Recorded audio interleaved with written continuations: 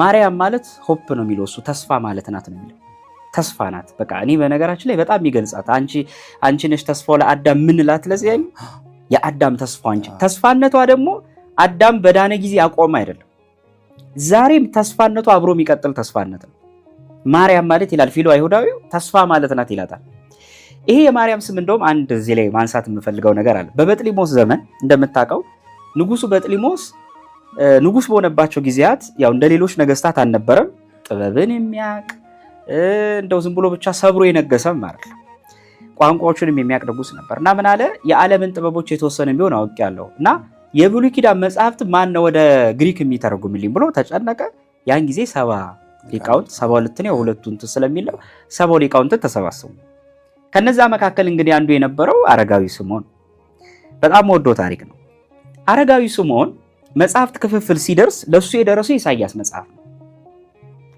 ታዲያ ኢሳይያስ መጽሐፍ መተርጎም ሲጀምር ምዕራፍ 7 ቁጥር 14 ላይ እግዚአብሔር ምልክት ይሰጣቸዋል ድንግል ትጸንሳለች ወንድ ልጅን ትወልዳለች ስሙንም አማኑኤል ትለዋለች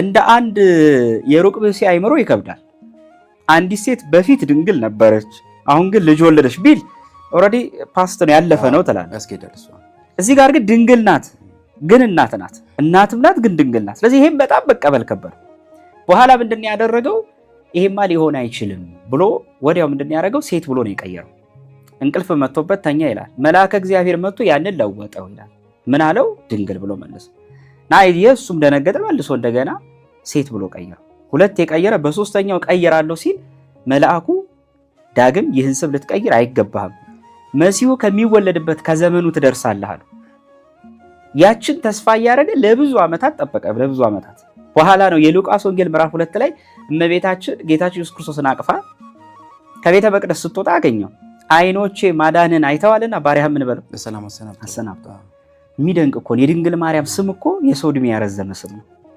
ስምዖን አረጋዊ እድሜውን አረዘመችለት የድንግል ማርያም ስሙ አንዳንዶች ይላሉ እናንተ የካቲት 16 ቃል ኪዳኗ ላይ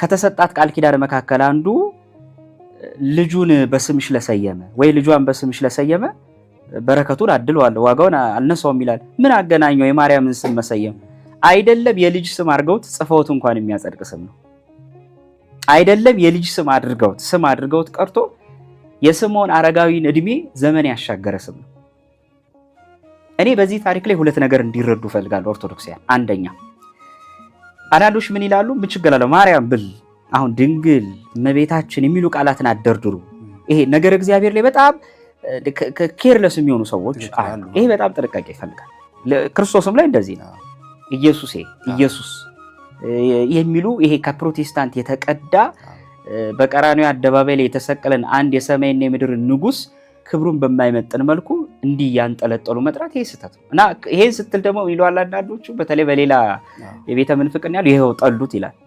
የወደደማ ያከብራል እኮ እስቲ ማን ነው አገር የሚመራን መሪ ያለ ማዕረጉ ደፍሮ የሚጠራ እስቲ የትኛውን ሀብትና ባለጸጋ ወይም ሹም የሆነውን ነው እንዲህ በተራ ስም የምትጠራው ሰው እንኳን በሙያው ሲጠሩት እኮ ይወዳል የወደደማ ያከብራል እኮ የወደደማ ከፍ ከፍ ያደርጋል ኢየሱስ ሲሉ ይቀናሉ ከሚሉ ለምን እነሱ ከወደዱት መድኃኒታችን ብሎ አይጨምሩለት ኢየሱስ ብለው ስንናገር ይበሽቃሉ ከሚሉ መጽሐፈ ሰዓታትን ለምን ገብቶ ያነቡ ኢየሱስ ክርስቶስ ጦመ ስም ሲባል የት ነበሩ ስለጠላ ነው እኛ ስለወደድን መሰለኝ አምላካችን ጌታችን ኢየሱስ ክርስቶስ ያልነው እንደውም እናንተማ ምን ያህል ብሩካን ናችሁ የመሲሁን ስም እኮ አከበራችሁት የመሲሁን ስም እኮ ከፍ ከፍ አረጋችሁት ብለው ሊያከብሩ ሊወዱ ይገባ ነበር እንደነዚህ አይነቱ ለክርስቶስ ስም ጠበቃ እየመሰሉ ኢየሱስ እያሉ እየጮሁ ግን ኢየሱስ የሚሉትን አክብረው የሚጠሩትን የሚነቅፉ ሰዎች ለኔ እንደ ይሁዳ ናቸው ለምን እንዳልኩ ልንገርክ ያቺ ሴት ሽቶ መታፈሰሰች በክርስቶስ እግር ስር ታዲያ ሽቶ ስታፈስ ይሁዳ ምን አለ ይሄ ሽቶ ተሽጦ ቢሸጥ 300 ዲናር ያወጣል አንዳንዴ እኮ ገንዘብ ወዳጅ ሰው ራሱ ዋጋውን ያውቀዋል ወዲያው ቁጭ ብሎ ስንት ብር እንደሚያወጣ ወዲያው አሰልቶ እንትላል ይሄ በጣም አስቸጋሪ አጋጣሚ ቤተክርስቲያንን ወይም ክርስቶስን ለማገልገል የሚመጣ ሰው ከሚድን ነፍስ ይልቅ ገንዘብ ቆጣሪ ከሆነ እንደ ይሁዳ ነው መጨረሻው ወዲያው አስልቶስ ጨርሶታል ስንት አለው 300 ዲናር እና በልቡ ምን አለ እንደው ቢሸጥ ለድሆች ቢሰጥ አሁን ሐሳቡን ስትየው ደስ ይላል ለድሃ መርዳት በጣም ደስ ይላል። ግን የጭቃሾ ንግግር ነበር እና በጣም የሚገርመው ነገር ወንጌል ዮሐንስ ምን አለ ሲታርኩ ሄደን ይሁዳ ይሄን ያለው ስለ ድሆች ቀንቶ አልነበረም፣ ሌባ ስለነበር ነው። በኢየሱስ ስም የሚነግሩት ክርስቶስን ስለሚወዱት አይደለም፣ ኦርቶዶክሳዊነት እንዲጠፋ ስለሚፈልጉ ነው። እያንዳንዱ በቤተ ምንፍቅና ያለ እቺ ኦርቶዶክስ ቤተክርስቲያን ክርስቶስን እስከ ጥግ እንደምትሰብክ ልቦናቸው ያውቃል። ልቦናቸው በደንብ ያውቃል። ግን ማወቅና ማመን አይፈልጉም። ለክርስቶስ ስም ጠበቃ ሆኖ ይመስለኝ ልክ የድሆች ጠበቃ ሆኖ እንደመጣ ይሁዳ እና ወደ ነገሬ ስመለስ ማርያም የሚለው ስም ለምን ለልጅ ስም መሰየብ ቃል ኪዳኑ ጋር ምን አገናኙ ይላል። ጽፎት እንኳን ያው ስሙንን ያጸደቀ ስም እኮ ነው አይደለም የልጅ ስም። በእርግጥ የልጅ ስም ይደረጋልም ሲባል ቃል ኪዳኑ ላይ በቤተክርስቲያናችን ቀጥታ ማርያም ብሎ መጥራት አይፈቀድም። በእርግጥ ግን ቅጥያ አድርገውት ወልደ ማርያም ወለተ ማርያም እያሉ ይቀጥል ወይም ዘ እየጨመሩ አያያዥ ቃል እየጨመሩ ይቻላል የክብር ስም መጥራት። እሱ ይቅርና ወልደ አማኑኤል እንባል የለ እንዴ? ተክለ አብ እንባል የለ እንዴ? ግን ሙሉ ለሙሉ በእግዚአብሔር ስም ግን አንጠራ። ሁለተኛ በማርያም ስም ዝም ብሎ መጠራት አይቻልም። እና ድንግል ማርያም የሚለው ስም በጣም የከበረ ስም ነው። ታዲያ በዚህ በቀደምት የቤተክርስቲያን አባቶችም ዘንድ ይሄ ስም ሲተረጎም በጣም ብዙዎች የተረጎሙት በተለይ እመቤት ለሚለው ግሪኮች በነገራችን ላይ የጥንት መጽሐፍት ላይ ማርያም የሚለውን እመቤት ብለው ወይም እግዝእትነ ብለው የተረጎሙታል። እግዝእትነ እመቤት ማለት በነገራችን ላይ እናት ከሚለው ከፍ ይላል። አንዲት የወለደች ሴት ዝም ብላ እመቤት አትባልም። ልጆቿን ወልዳ ግን ልጆቿ ያስከበሯት እናት፣ በልጆቿ የተከበረች እናት፣ ቤቷ የደመቀላት፣ በምግባሯ የተመሰገነች እና የልጆቿ ስራ የሚያስመሰግናትና በአካባቢዋ በምግባሯ እመቤት ትባላለች። ሁለተኛ ቤቷን ቀጥ አርጋ እድሜን ሽምግልና ያልገታው ማንነት ያላት ሴት ምን ትላለች? እመቤት። የማን ልጅ ናችሁ ሲባል የገሌት ልጅ ናችሁ ይባላል። እመቤታችን እግዝእትነ ያልናት ንጉስ ወልዳ አይደለም፣ ምድራዊ ንጉስ። እመቤታችን እመቤት ያልናት ነብይ ወልዳ አይደለም። እመቤታችንን እመቤት ያልናት ሐዋርያ ወልዳ አይደለም። የሐዋርያትና የነቢያትን አምላክ ኢየሱስ ክርስቶስን ወልዳ ነው። አምላክን ወልዳ እመቤት ግን የተባለች የለችም። በጣም በዓለም ላይ ዓለምን ቀጥቅጦ የገዙ ነገስታትና በሀብታቸው ምክንያት በጣም የተወደዱ ባለጸጎች እናቶች ዝናቸው በልጆቻቸው ምክንያት ሲጠራ ኖሯል እና የልጆቻቸውን ንግስና እያሰቡ ለነሱ ጭምር ይሰግዱላቸዋል። አሁን የጥንት ነገስታት ስትመለከት የነገሰው እኮ ልጅየው ነው፣ ግን ሰራዊቱ እጅ የሚነሳው ለማን ጭምር ነው? ለንግስነት። ታዲያ ለእመቤታችን ለቅድስት ድንግል ማርያም ለእርሱ የአምልኮ የባህሪ ስግደት ስሰግድለት እና ልፊያት እንዲሄድ ነው እንዴ? ድብና አድርጌ የጸጋ ስግደት ትሰግድላታለሁ። ከዚህም በላይ ምንገልጥበት አቅም በኖረን እንደው ከስግደትም በላይ ካለ አጣን እንጂ አቅም። በቃ እግዚአብሔር የሰጠን አካል ጉልበትን ከመሬት አሳርፎ ፍግም ብሎ መስገድ አይደለ? ለልጁ የአምልኮ ስግደት በሰገርንለት ለሷ ደግሞ የጸጋ ስግደት እንሰግዳለን። ታዲያ ይሄን ካየን በመጽሐፍ ቅዱስ ውስጥ የመጀመሪያዋ ማርያም የሚለው ስም ማናት? ቅድም እንዳልነው የሙሴት ማርያም ናት። በኦሪት ዘጸአት ምዕራፍ 15 ቁጥር 21 ላይ በተለይ የሙሴት ማርያም በጣም ከሚታወቀው የዘጸአት ታሪኳ መካከል እስራኤላውያን ባህር ተሻግረው በሙሴ አማካኝነት ልክ ባህሩ እንደተሻገሩ ከበሮ ይዛ መስግናለች፣ ሴቶቹን ሰብስባ። የአዲስ ኪዳን ሊቃውንተ ቤተክርስቲያን የሙሴት ማርያምን በድንግል ማርያም ምሳሌ ያነጻጽሯታል። የሙሴት ማርያም ባህር ተሻገርን፣ ፈርዖንና ሰራዊቱ ወደ ጥልቁ ወረዱ፣ እኛም ነፃነታችንን አገኘን፣ ከባርነት ነፃ ወጣን ስትል ወዲያው ባህር ከተሻገሩ ወዲህ የመጀመሪያዋ አመስጋኝ የሙሴት ማርያም እንደሆነች ልክ እንደዚህ ሁሉ ድንግል ማርያምም ጸባህ አጋንንት ድል ሊነሱ ነው፣ የሰው ልጅ ሊድን ነው፣ ከምድራዊ ባህር ያደለ ከሲኦል ባህር ተሻግሮ የሰው ልጅ ድነትን ሊያገኝ ነው ስትል የመጀመሪያ አመስጋኝ ማለት ድንግል ማርያም ናት። ጸሎተ እግዝእትነ ማርያም ታቢዮ ነፍሰ ለእግዚአብሔር ወተታሰይ መንፈሴ በአምላኬ መድኃኔ ብላ አመስግናለች። ያንን ያመሰገነችው ወዲያው የብስራቱን ከሰማች በኋላ ኤልሳቤጥ ጋር ከሄደች በኋላ ያመሰገነችው ምስጋና ነው። ግን ይላሉ ሊቃውንተ ቤተክርስቲያን ከሙሴት ማርያም ግን ድንግል ማርያም ትበልጣለች ይላሉ። ለምን? በሙሴት ማርያም ዘንድ በሰውነቷ ወይም አዝላ የታየችው የመታችው ከበሮን ነው፣ ከቆዳ የተሰራ። ድንግል ማርያም ግን በማህፀኗ የተሸከመችው ኢየሱስ ክርስቶስ ነው። ያኛው ከቆዳ ከደመ ነፍስ አልባ ከተሰራ ቆዳ ለዛውም ተራ ጩኸት ነው። ይሄኛው ግን የሰውን ሁሉ ኃጢአት የሚያስወግድ እውነተኛ አምላክ ነው። ዛሬ እኮ ምን ይዘው ስናመሰግን ያከበረው እኮ የኢየሱስ ክርስቶስ እኮ ምሳሌነት አለ። ማንገቻው እኮ የድንግል ማርያም እና እመቤታችን ቅድስት ድንግል ማርያም ከሙሴት ማርያም ትበልጣለች ይላል። የሙሴት ማርያም የገዛ ወንድሟን እኮ ሙሴን እኮ አምታለች አይደለ? ከአሮን ጋር ሆና። እመቤታችን ግን አንድ ቀን እኮ በአይምሯ ውስጥ እኮ ኃጢአት አልተገኘባት፣ አንድ ቀን እንኳን በደል እኮ አልተገኘባት። ደፍራ እግዚአብሔርን ቀርቶ ማንንም ተራ ሰው እኮ ልታማ አልደፈረችም። ለዚህ አይምሯ ለዚህ ለተመሰገነ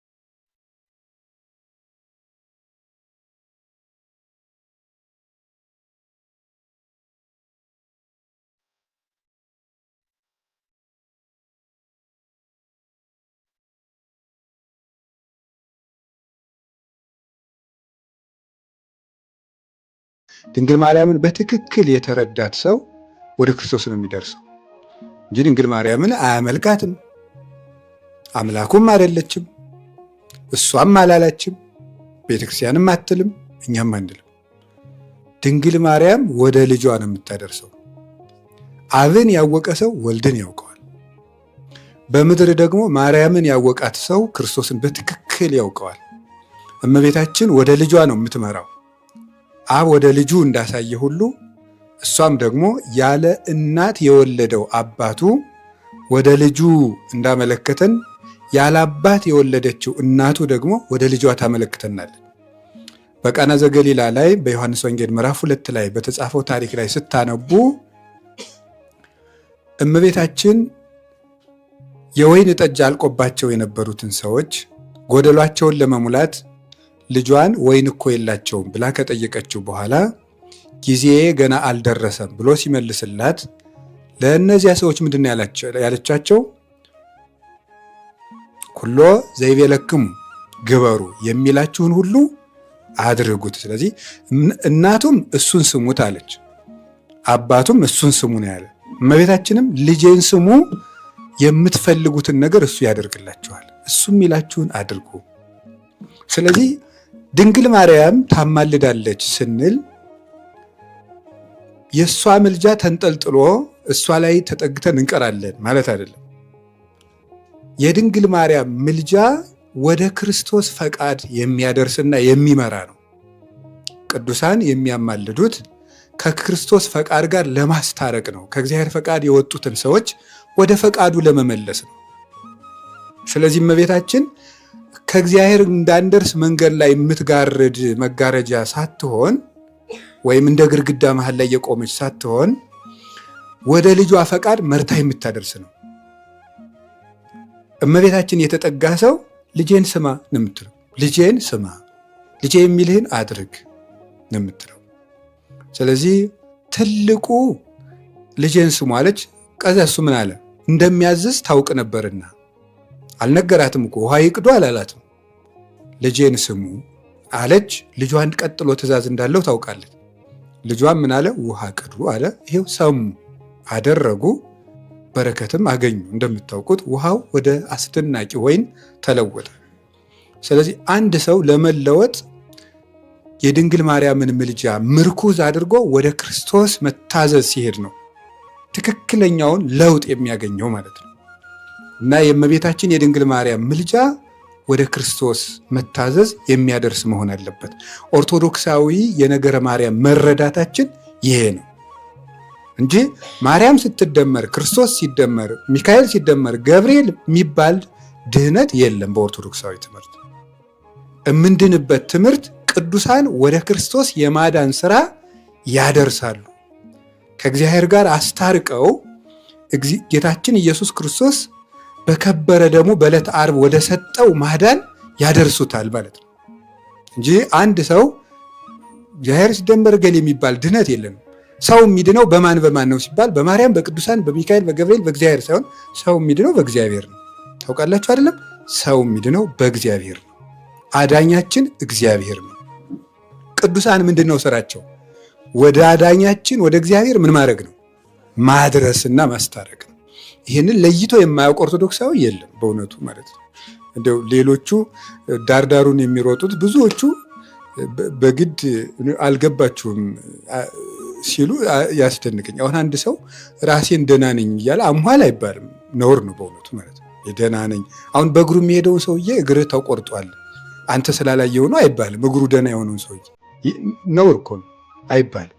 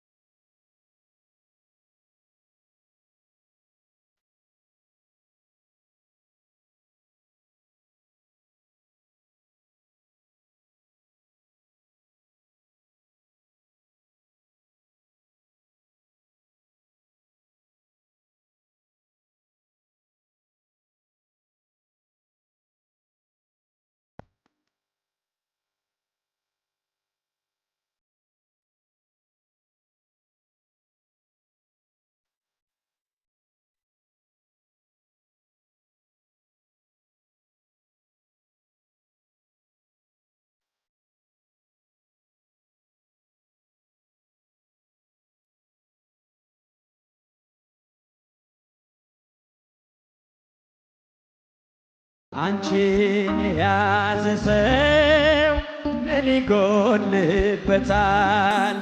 በምልጃሽ በረከት ቤቱ ሞልቶለታል። ዘር መከር ባይኖረው ጎተራው ባይሞላም ሁሉም ይሸፈናል በረድኤትሽ ጥላ። ሁሉም ይሸፈናል በረድኤትሽ ጥላ። አንቺን የያዘ ሰው ምን ይጎልበታል? በምልጃሽ በረከት ቤቱ ሞልቶለታል። መከር ባይኖር ጎተራው ባይሞላም ሁሉም ይሸፈናል፣ ሁሉም ይሸፈናል በረድኤትሽ ጥላ። ሁሉም ይሸፈናል በረድኤትሽ ጥላ።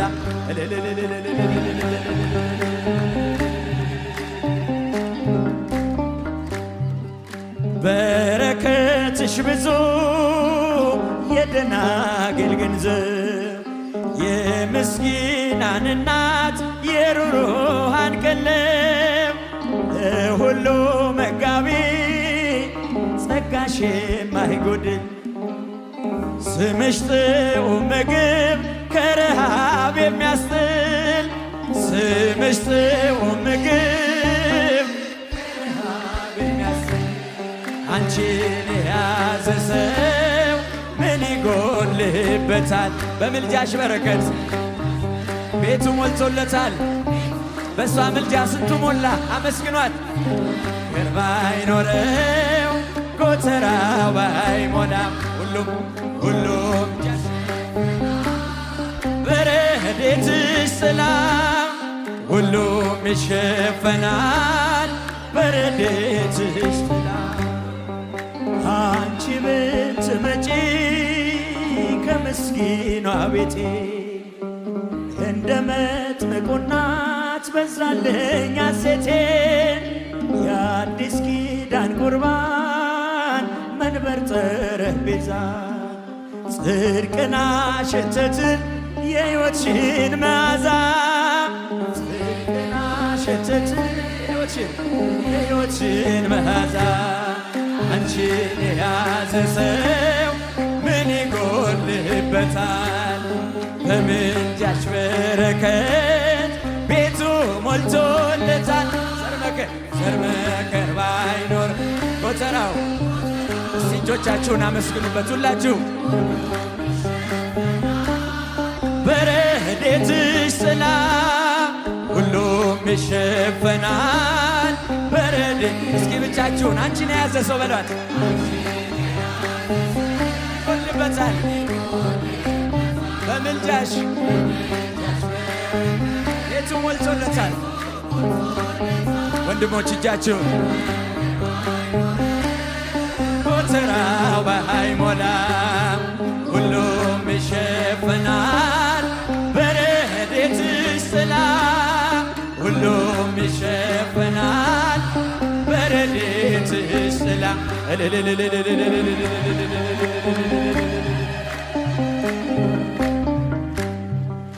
ልቤ ተጠራጥሮ ኪዳንሽን ካልከዳም ልመናም አልወርድም አልይዝም አክፋዳ ሁሉን የሞላሽ መመገብ ታውቂያለሽ ሊዝቁት የማያልቅ ጸጋና ሀብታለሽ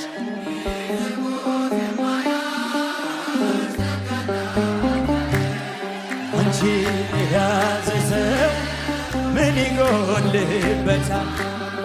በምልጃሽ በረከት ቤቱ ሞልቶለታል። ዘር መከር ባይኖረው ጎተራው ባይሞላም ሁሉም ይሸፈናል በረድኤትሽ ጥላ ሁሉም ይሸፈናል በረድኤትሽ ጥላ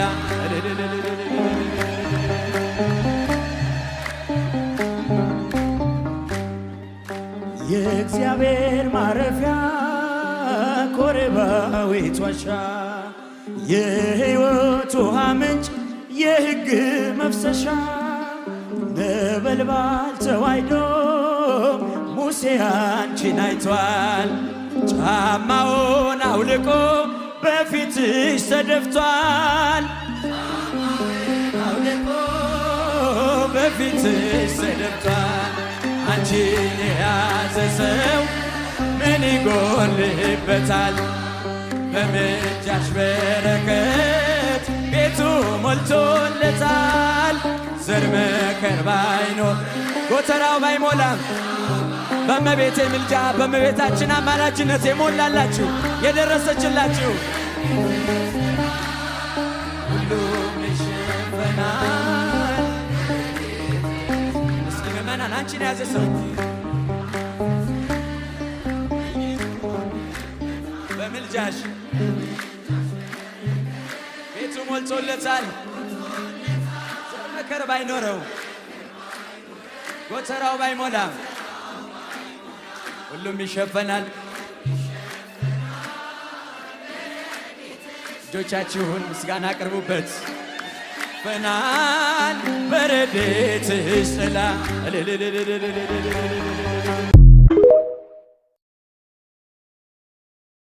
ማርያምን የሚጠላ ሰይጣን ብቻ ፈጣሪን ያሳደገች ከማርያም ጋር ጸብ ያለው ከድንግል ማርያም ጋር ሰይጣን ብቻ መልአክ ሆኖ ከድንግል ማርያም የተጣለ የለም።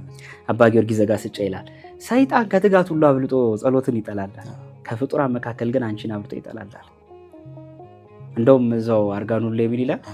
በሰማይ ላይ መብረቅ ሲጮህ እንደሚያስደነግጥ ያንቺን የምስጋና ቃል ሲሰማ እንዲሁ ይደነግጣል። እኛ እናቅም እንጂ ጠዋት ተነስተን አንድ ውዳሴ ማርያም ስንጸልይ ምን ያህል እንደሚደነግጥ መብረቅ ነው የሚሆንበት ማለት ነው። መብረቅ ነው የሚሆንበት። በሌሊቱ ኪዳን፣ በሌሊቱ ማህሌት፣ በንጋቱ ቅዳሴ የእመቤታችን ምስጋና ስናመሰግን ለካ ሰይጣን ሲደነግጥ ነው የሚውለው። ወዶ አይደለም ለካ እንዲህ የሚከታተለው። ቢያንስ እሷን በበረሃ ጀምሮ ማግኘት ስላልቻለ ያለው አማራጭ ልጆቿን ማሳደድ አይደል? ከዘሯ የቀሩትን አሳደዳቸው የሚለው ዛሬ እንግዲህ ከዘሯ የቀረነውን እያሳደድን እና እመቤታችን ቅድስት ድንግል ማርያም ብዙዎች የሚመስላቸው ብዙ መናፍቅ ለምን ይሄን ያህል ጠሏት ሲባል እነሱ አይደሉም፣ ከጀርባ ሆኖ የሚመራው ሌላ ማለት ነው። እና እመቤታችን ቅድስት ድንግል ማርያም መመስገኗ የሚደንቅ አይደለም ማለት ነው። የሰማይ ሁሉ እጽዋት ብዕር ቢሆኑ የሰማይ ሆች ተጠራቅመው ህብረት ፈጥረው በአንድ ቦታ ተከማችተው ውቅያኖስና ቀለያት ቀለማት ቢሆኑ ቅጠሎች ሁሉ ተደርድረው ተሰፍተው ብራና ቢሆኑ የድንግል ማርያምን ተአምር ተናግረው አይጨርሱት። ስሟ ለዘላለሙ ጣፋጭ የሆነ ስም ነው። በዚሁ አጋጣሚ ያው ኦርቶዶክሳውያን የሆኑትም የአባ ጊዮርጊስን አርጋኖን መጽሐፍ ቢያነቡ እጅግ በቃ የእመቤታችን ፍቅር በጣም እንደሚጨምርላቸው እንደውም ሆድ ሆዴን አትንካኝ እንጂ አባ ጊዮርጊስ ዘጋስጫ የትኛውም የጻፈው ጻፍ ሰው ያነብ እመክራለሁ በደንብ ማለት ነው። እኔ በራሴ በጣም ከምወዳቸው ሊቃውንት መካከል አንዱ አባ ጊዮርጊስ ዘጋስጫ ነገረ ክርስቶስና ነገረ ማርያም በምን ደረጃ ቢረዳው ይሄ ስጋና ደም ሲሆን የመንፈስ ቅዱስ መገለጥ ነው። የድንግል ማርያም ፍቅር የራቀበት ሰው ካለ እኔ መጽሐፍ አርጋኖና የአባ ጊዮርጊስን መጽሐፍ ያንብባቸው ነው እና ትክክል ጥቆማ ነው። ማርያምን የሚጠላ ሰይጣን ብቻ ነው። ፈጣሪን ያሳደገች ከማርያም ጋር ጸብ ያለው ከድንግል ማርያም ጋር ሰይጣን ብቻ ነው። መልአኩ መቆሸሼን አይቶ ከሳሼ ቢከሰኝ ማምላክ ግን ምልጃሽ አዲስ አደረገኝ።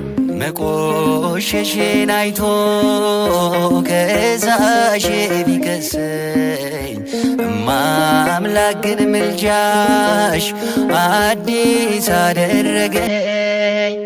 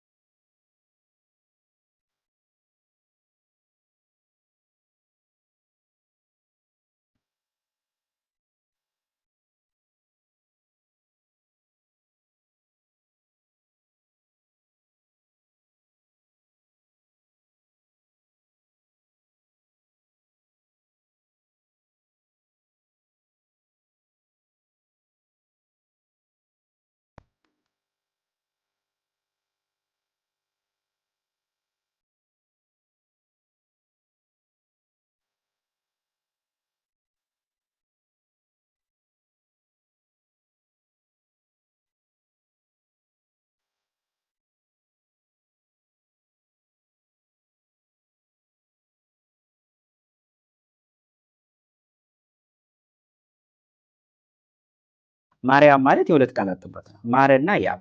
ማር ማለት ከንብ የሚገኝ ንብ የምታዘጋጀው ጥፍጥና ያለው ነው። ያም ደግሞ በሰማይ የመላእክት ምስጋና ነው። መላእክት በአተርጋውን በተባለ ልሳናቸው ፊሊሙጣን በተባለ ቋንቋቸው እግዚአብሔርን ያመሰግናሉ። ስለዚህ ማርያም ማለት ማር በምድር ጥፍጥና ያለው ያም ደግሞ በሰማይ ጣፋጭ የሆነ ለነፍስ ደስ የሚያሰኝ የመላእክት ምስጋና ማለት ነው እና እመቤታችን ማርያም ትባላለች። በዚህ አጋጣሚ የኛ የኢትዮጵያ ሊቃውንት እንደውም ቀደምቶቹ ማርያም ከሚለው ደግሞ ወለላይቱ ብለው ደግሞ ከፍ ያደርጓታል። ለምን? ወለላ ማለት ከማር የሚወጣ ይሄ በጣም ፈሳሽ ነው፣ ግን የከበረው ነው። ለቤት አባወራም ለከበረም እንግዳ የሚሰጥ ነው። ለምን ሲሉት እንደው ማር ለመባልማ ዛሬ ከተማ ሁሉ ማር ሲባል ነው እንደውም የሚሰነብተው አይደለ? ሁለተኛ ማርን ሲበሉት እንትፍ የሚሉለት ነገር አለ የሚጎረብጥ። ስለዚህ ወለላ ደግሞ ሲሆን ንጹህ ነው ማለት። ድንግል ማርያም ጥፍጥናዋ በምድር ላይ ከከበሩ ውድ ከተባሉ ነገሮች ሁሉ የእሷ ክብርና ጥፍጥና ይበልጣል። የምግባር ጥፍጥና፣ የትህትና ጥፍጥና፣ አይተዋት ተግባሯ የሚሰብክ ጥፍጥና። እንዲህ አይነት የሚወደድ እኮ ማርነት ከድንግል ማርያም በቀር ማንም የለው። የሚደንቀው ድንግል ማርያም ስሟ ማርያም ወይም የምድርን በሰማይ ያለች ማር መባሉ አይደለም። እመቤታችን ማሩ በሚዘጋጅበት ሂደት ራሱ ትመሰላለች። በዚሁ አጋጣሚ ስሟ ብቻ አይደለም፣ ማሩ ራሱ በሚዘጋጅበት። ለምሳሌ አባ ሕርያቆስ እንደዚህ አለ፣ እንደ ንብ ያለ ሩካቤ ከቃል ድምፅ የተገኘ ጽንስ ከድንግልና ጋር አንድ የሆነ ሀሊብ ይላል። አሁን በደንብ እንደ ንብ ያለ ሩካቤ ማለት ንብ እንደ ሌሎቹ እንስሳት በሩካቤ አይደለም ጽንስን የምትይዝ አይደለ፣ በድምፀት ነው። እመቤታችንም የቅዱስ ገብርኤልን ድምፅ ሰምታ ምን ብላለችና ይኩነኒ ስትል ጸንሳለችና ነው። እና እመቤታችን ስሟ ብቻ አይደለም ማር የተባለው፣ ማር የሚዘጋጅበት ሂደት ራሱ ባን ትመሰላለች፣ ቅድስት ድንግል ማርያም ትመሰላለች። እንደውም አባ ጊዮርጊስ ዘጋስጫ መጽሐፍ አርጋኖ ላይ ምን ይላል? ከአንበሳ አፍ የተገኘች የማር ወለላ ይላታል። የማንን ታሪክ ይዞ ነው? የሶምሶንን ታሪክ። መጽሐፈ መሳፍንት ላይ ሶምሶን ወደ ጫካ ሲገባ አንድ አንበሳ መጣበት ይላል። ያንን ኃይለ እግዚአብሔር ከሱ ጋር ስለነበረ ገሎት ሄደ ይላል። ጉዳዩን ፈጽሞ ሲመለስ በሌላ ቀን ከሞተ አንበሳ ውስጥ የሚቀፈፍ ወይም የሚወጣ ጥፍጥና ያለው ማር አየ። ያን ለወዳጆቹ ለቤተሰቦቹ ሰጠ ይላል። ምን ለማለት? ያ የሞተ አንበሳ የተባለ በአባ ጊዮርጊስ ፍቺ አዳም ነው። ከሞተ አንበሳ የወጣች የማር ወለላ ማለት ሞተ ስጋ ሞተ ነፍስ ከሰለጠነበት ከአዳምና ከሔዋን ዘር ወይም ከትውልዱ መካከል ያ መርገመ ስጋ መርገመ ነፍስ፣ ያ ውድቀት፣ ያ ፌለሪቲ ያላገኛት እንደ ማር ወለላ ሕያው ሆነ የተገኘች ድንግል ማርያም ናት እና ከሞተ አንበሳ የወጣች የማር ወለላ ይላታል። እና ድንግል ማርያም ማርያም የሚለው በዚህ አንፃር በምድር በሰማይ ጣፋጭ ብሎ የተረጎሙታል። ሁለተኛ ማርያም የሚለውን ስም ሲፈቱት መርህ ለመንግስተ ሰማያት ይሏታል። መንግስተ ሰማያት መርታ ምን የምታስገባ ይሄ ስል ደግሞ አንዳንዶች እንዴት እሷ መሪ ናት ወይ የሚል አሁን ጉዳዩ እኮ እኛ እኮ መሪ ናት ያልናት እኮ መሪነቷ ወደ ልጇ ስለምታደርስ ምን ይደንቃል። እንኳን እሷ ሰባ ሰገልን እኮ ኮከብ መርቶ እኮ አድርሷቸው። ታዲያ እሷ ከሰባ ሰገል ታንሳለች እንዴ? ሰባ ሰገል አንድ በሰማይ ያለን ኮከብ ተከትሎ ወደ ክርስቶስ ካደረሳቸው እናቱ ወደ ልጅ አታደርስም ብሎ ሙግት ምን የሚሉት ነው? ከሙሴ መሪነት እንደውም የእሷ መሪነት ይበልጣል። ሙሴ መርቶ ያወጣቸው ከግብፅ ባርነት ነው። እሷ እኮ የምታወጣን እኮ ከአጋንንት አሰራር እኮ ነው። ስንቶችን ህይወት እኮ የድንግል ማርያም እኮ ምልጃ እኮ ለውጧል። ስንቶችን መርታ እኮ ከሱስ ህይወት አውጥታለች። ስንቶችን እኮ መርታ እኮ ከአጉል እኮ የዝሙት ህይወት እኮ አውጥታለች። አንዳንዴ የእመቤታችን ጉዳይ ከሚጻፍ በላይ በልብ ላይ የታተመው ስለሚበዛ ነው ሰው መረዳት ያልቻለ። መሪ ለመንግስተ ሰማያት መንግስተ ሰማያት መርታ ምን የምታስገባ እንደውም በ5ኛው ክፍለ ዘመን የነበረ አንድ ሊቅ ሲናገር ፈርስት አፖስትል ይላታል፣ ወይም የመጀመሪያ ሐዋርያ ይላታል። እንዴት ነው የመጀመሪያ ሐዋርያት የሚላት ከተባለ ጌታ ሐዋርያትን ምን አለ? ሁሉን ትታችሁ ተከተሉኝ አለ። ሁሉም ስራውን እየተወ ተከተለ። ጴጥሮስና ወንድሙ ዮሐንስና ወንድሙ እንደዚህ አሳስጋሪነታቸውን ትተው ወጡ። በርቶሎሜዎስም ግብርናው፣ እነ ቶማስና እነ ታዲዮስም ሸማኔነትና ሌላ እንዲ ግብርና እንትን ምንድን መሐንዲስነታቸው ትተው ወጡ። ሁሉም የራሱ ስራ። ማቴዎስ እንኳን ቀራጭ ነው። ድንግል ማርያም ግን ሁሉን ትታ ለአምላኳ ወደ ቤተ መቅደስ የወጣችሁ ገና በ3 ዓመቷ። እነሱ እንኳን ነፍስ ካወቁ እድሜያቸው ከገፋ ወዲህ ነው። እሷ ምናኔንና ብህትውናን ያስተማረች ግን በ3 ዓመቷ። በድንግል ማርያም ህይወት ውስጥ እኮ ያልተሰበከ እኮ ምን ቅድስና ህይወት አለ? እስቲ እሷ ውስጥ ያላየነው ምን አለ? ብህትውና ይኸው ሁሉን ትታ ተከተለች በ3 ዓመቷ። የእናትና የአባቷን ሙቀት ልምላሜ፣ የእናት የአባቷን ጠረን ገና ሳይለቃት መነኩሴም አይደለችም እንዳትላት ከሷ በላይ ማን ይጸልይና? ከሷ በላይ ማንን ተስፋ ያደርግና? ሊቅነትም ብትል ሌሎቹ ነቢያት እግዚአብሔርን ሰምተው ነው የተማሩት። ሐዋርያትም ድምፁን ሰምተው ነው። ሊቃውንትም መጽሐፍት አንብበው ነው። እሷ እኮ ያወቀችው እኮ በህይወት ነው፣ በመውለድ ነው። የመውለድ ዕውቀት ማን አለው? እሷ ብቻ ነው። የመውለድ ዕውቀት እኮ የትም አይገኝም። የመውለድ ዕውቀት የትም አይገኝም። ለምሳሌ አንተ ከጓደኞቹ ጋር ያለው ውሏል፣ በትዳር የሚኖረው ውሏል፣ መታወቃል። የፈለገ ቢሆን ግን በእናትና በአባት ጋር ያለ ግንኙነት ግን ማንም ሊሆነው አይችልም።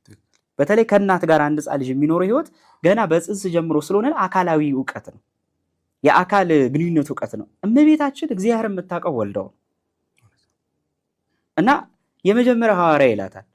ሐዋርያት ጌታ እንደው ምን አለ እዛ የነበሩትን ሲያስተምር እኮ በዛ ዘመን ሁሉን ትታችሁ ተከተሉኝ፣ እንደው መስቀሌን ተሸክሞ የማይከተል ለኔ ሊሆን አይችልም። እመቤታችን እኮ መስቀሉን አይደለም የተሸከመችው፣ ጭራሽ በመስቀሉ የሚሰቀለውን ራሱ ክርስቶስን ይዘው እኮ ሁሉን ትታ የተከተለችው። መስቀሌን ተሸከሙ ያለውን አምላክ እሷ ገና መስቀል ሳይሸከም በፊት ራሱ ክርስቶስን ተሸክመው እኮ የተንከራተተች ናት። ጳውሎስ ምን አለ? እኔ ከክርስቶስ ጋር ተሰቅያለሁ። እመቤታችን ግን ከክርስቶስ ጋር ተሰዳለች። ጳውሎስ እኮ ተሰቀልኩ ያለው ገና ሳይሰቀል ነው። ሕማምና መከራ ስለ ክርስቶስን ብቀበል አይ ከክርስቶስ ጋር ተባብሬያለሁ ብሎ በማሰብ ነው በሚስጥር። የፈለገ ቢሆን ግን እመቤታችን ግን ከክርስቶስ ጋር ተሰድጃለሁ ብላ መናገር የምትችል ግን እሷ ናት። ከክርስቶስ ጋር ኖሬያለሁ ማለት የምትችል እሷ ናት። የመጀመሪያው ሐዋርያ ናት። ሐዋርያት እኮ በጣም የሚደንቅ ነገር ከመካከላቸው እኮ ነቅ ተገኝቷል። ጴጥሮስ ምን አለ? ሁሉን ትተን ተከተልን፣ እንግዲህ ዋጋችን ምንድን ነው አለ። እመቤታችን እስቲ ሁሉን ትቼ ተከተልኩ፣ ሁሉን ትቼ ለአንተ ዋጋ ከፈልኩ፣ በረሃ ለበረሃ ዋጋዬ ምንድን ነው ብሎ እኮ አንድ ቀን ጠይቃ አታውቅም። እስቲ እመቤታችን እስቲ በመጽሐፍት ውስጥ ታምረ ማርያም ማንብ፣ ድርሳነ ማርያም ስለ ራሷ የለመነችው ልመና አለ ወይ? እኔ እኮ የምትደንቀኝ እናት ናት። እስቲ አንድ ቀን የራሷን ጉዳይ ለምና ታውቃለች? ነቢያት እንኳን እኮ ለምነዋል። ሐዋርያት እኮ የሆነ ነገር እኮ ለምነዋል። ጴጥሮስ እንኳን የሚስቱን እናት እኮ አድንልኝ ብሏል። ዲናር አትኮር ክፈልልኝ ብሏል። እመቤታችን የትኛውን ጸጋ ለምን አገኘች? ሁሉ የተሰጣት በዝምቷ ውስጥ ነው። አንድ ቀን ስለ ራሷ ለምን አታውቅም? የእርሷ ጭንቋ ሌላው እንዲሞላለት፣ የእርሷ ጭንቋ የተጣመመበት እንዲቀናለት፣ የእርሷ ጭንቋ የሌላው ህይወት ቀንቶ ማየት ነው። ያው እናትም አይደለች? እናት መች ለራሷ ሳስታ ታውቃለች? እናት መች ለራሷ ተጨንቃ ታውቃለች?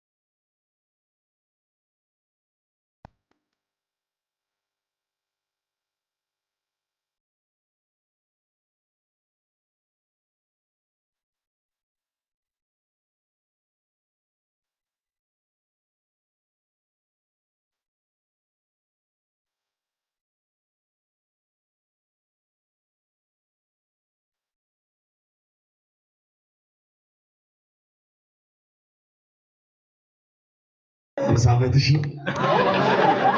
እንኳን ተወለድሽ ብለጸዬ ይችን እድሜ ለንስሐ የሰጠኝ ተመስገን ተመስገንልኝ መጨረሻዬን አሳምርልኝ ተመስገን ተመስገንልኝ 50 ዓመትሽ ነው። ከዚህ የበለጠ እድሜ ጤና ሰጥቶ የምትገለገልበትም እግዚአብሔር አምላክ እድሜና ጤና ይስጥልን። እንኳን ተወለድሽ ብለጸዬ የኛ ድምቀታችን ነሽ። ያወይ ልጅ ነሽ። ያወይ ቁርጥ ቀን ልጅ ነሽ። ኑሪልን መጨረሻዬን አሳምርልኝ ተመስገን ተመስገንልኝ